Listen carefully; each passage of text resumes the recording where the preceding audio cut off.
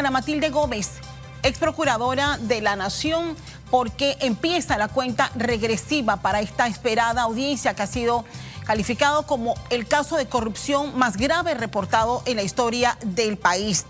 Un proceso bastante complejo, tal y como nos ha narrado, basado en la vista fiscal, nuestro colega Nicanor Alvarado, que destaca cómo ha sido esta maraña que incluye cientos de procesos, cientos de contratos, cientos de cuentas ocultas para poder llevar entonces este llamamiento a juicio a unas 50 personas.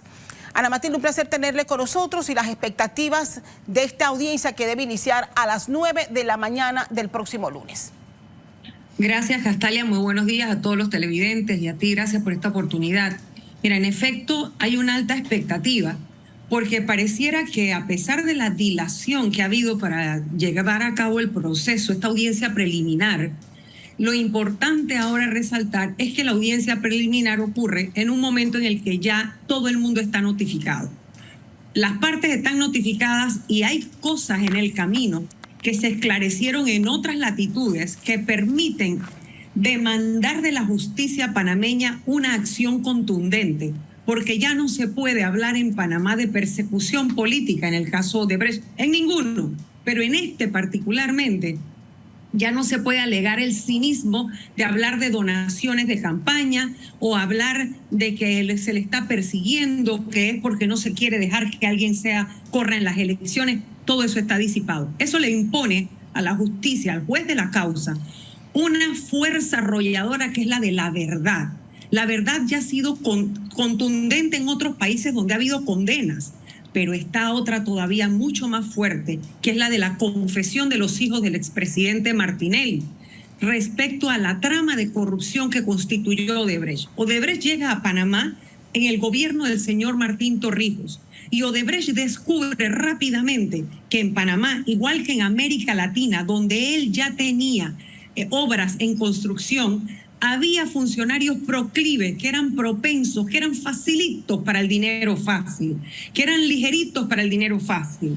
Así que ya en el gobierno del señor Martinelli esto, como quien dice, es cuando se desborda, porque cada obra pública contratada en el gobierno de Martinelli se convierte en un mecanismo como una pantalla para poder obtener dinero fácil. ¿De dónde? Del presupuesto.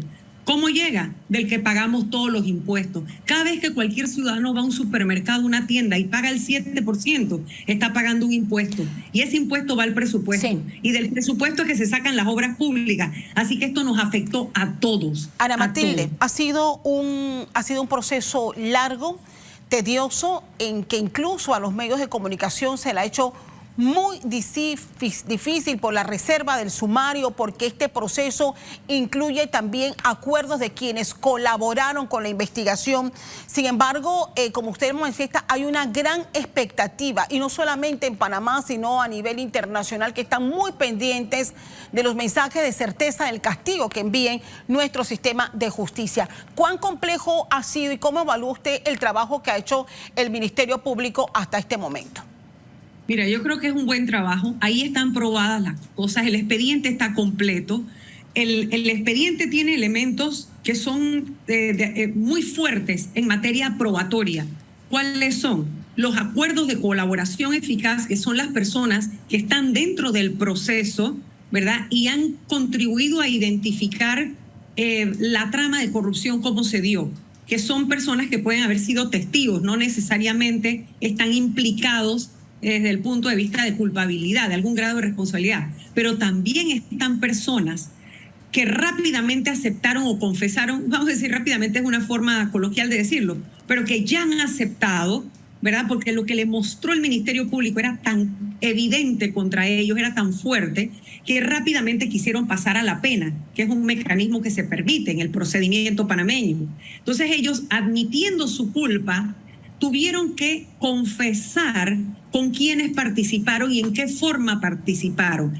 Eso había que resguardarlo porque hay que evitar que esas personas fueran intimidadas en el camino.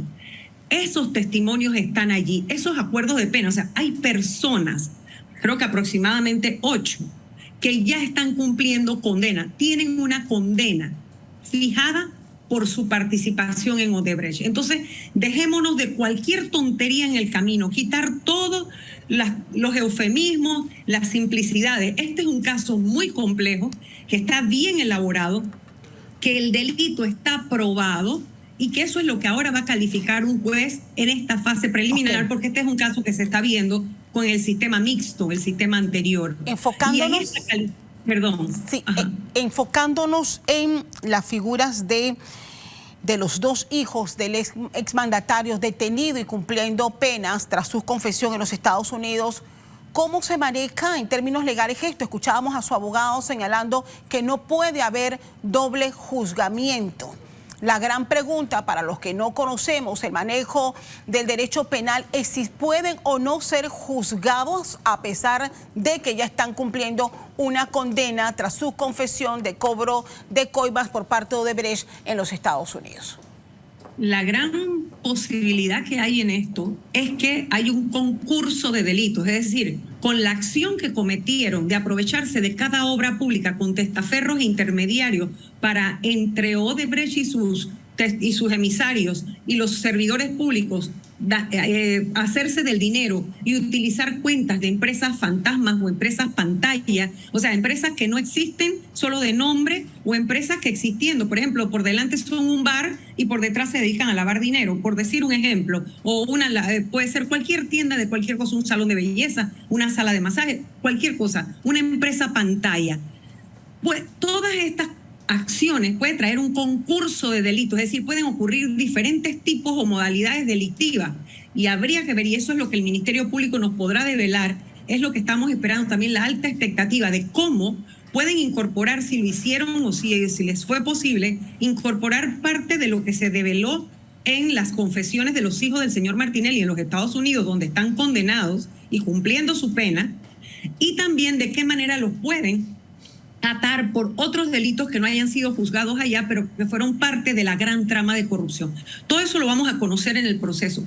Ahora, le aclaro una cosa, independientemente de que ellos no entren en este proceso panameño hay suficiente mérito para llamar a juicio y luego condenar a todas las personas que el Ministerio Público logró vincular, porque allí hubo algunas ya que han sido sobreseídas provisionalmente, y sí, otras definitivamente, pero las provisionalmente significa que hasta el momento no ha habido suficientes pruebas para vincularlos a ellos, pero que eso no significa que en la audiencia y en el desarrollo de la audiencia, la práctica, ya cuando se entre a la práctica de las pruebas, que no es ahora, ¿verdad? Allí también se puedan lograr los vínculos para otras personas que por ahora están sobreseídas. Bien, ¿cómo determinar? O sea, y el reto que tiene la Fiscalía también, que ha llamado a juicio al expresidente Juan Carlos Varela.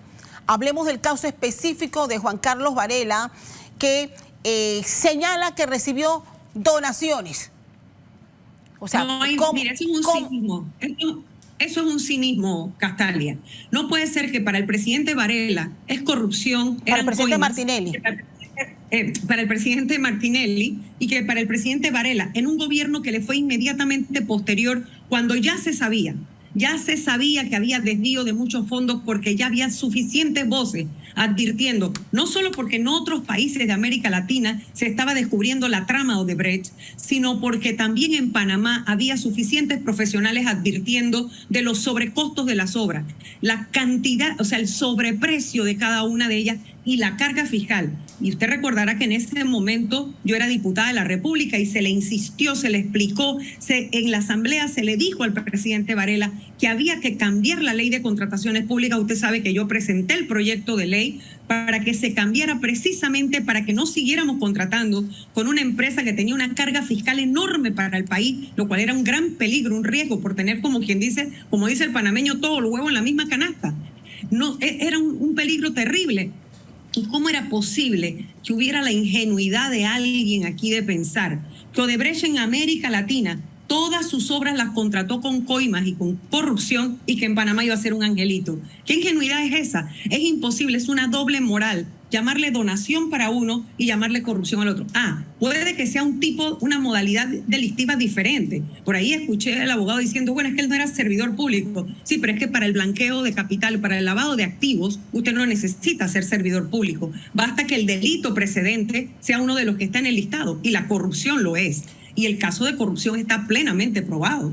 Bien, Nicanor Alvarado, más allá de lo tedioso y pesado que puede ser una vista fiscal de una investigación de esta magnitud, hacía comparaciones de la cantidad de dinero que se pagaban. Había una cifra que en lo personal me llamó mucho la atención. Hablaban de la confesión de uno de los ejecutivos de Odebrecht señalando que se pagaban hasta $300.000 diarios. Eso nos da un indicio de la cantidad de dinero que se pudo haber entregado en coimas y los comparaba con las cosas que se pudiesen haber hecho. ¿Por qué hago este contexto? Es para preguntarle si usted considera que estamos plenamente conscientes como panameños de lo que representa y el daño que le hace la corrupción al país. Yo creo que los panameños ya están despertando y comprendiendo que la relación es impuestos, presupuesto, pago de obras públicas.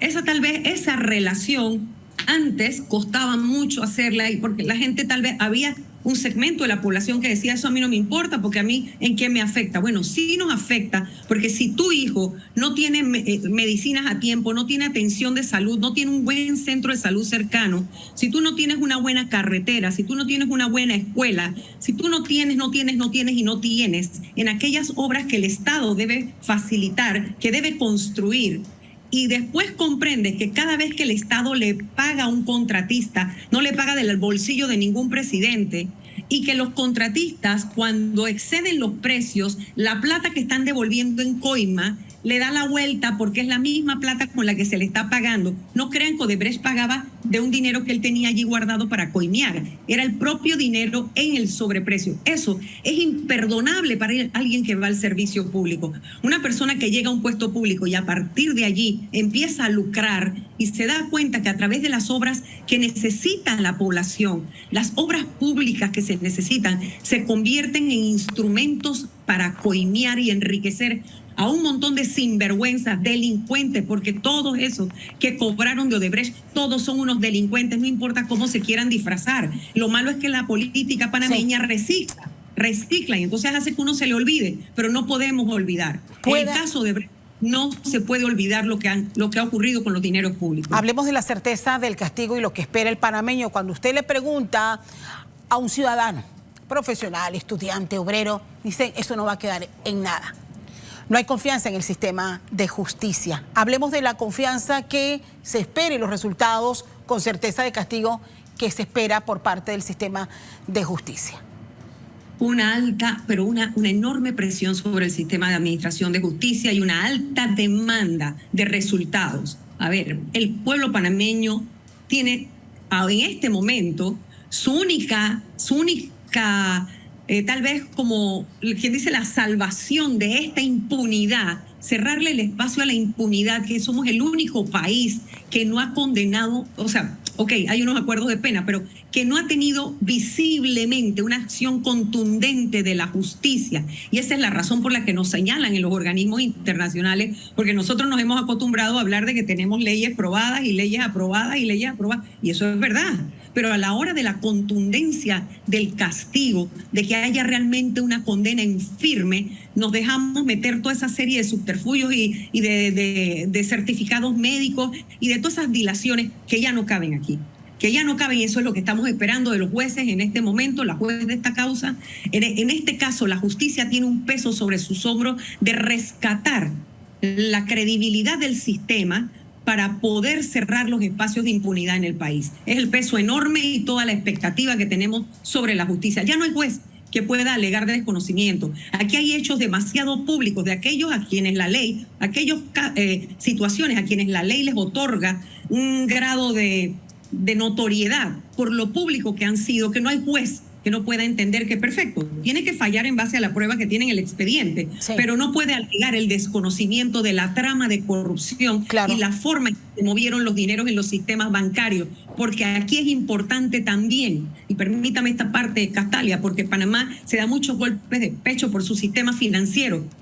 Pero aquí es importante que el sistema financiero panameño reciba también el castigo que le corresponde a las personas que violentaron esa alta confianza que los ciudadanos tienen, porque creemos en el sistema bancario, pero creemos porque nos tienen que responder con responsabilidad. Pero cuando una persona que es nadie, porque nos consideran nadie, nos piden 20.000 pruebas de quién es el papá, quién es la mamá, de dónde sale la plata, viendo que uno cobra hasta de su jubilación. Imagínense. Ahora, ¿cómo es posible que en el gobierno del señor Martinelli, en el gobierno del señor Varela, se haya movido tanto dinero en el sistema bancario y nadie vaya a pagar? Eso es inaceptable. ¿Y cómo tenemos acceso a esa información? Porque se sabe que los hijos del expresidente han devuelto 19 millones de dólares.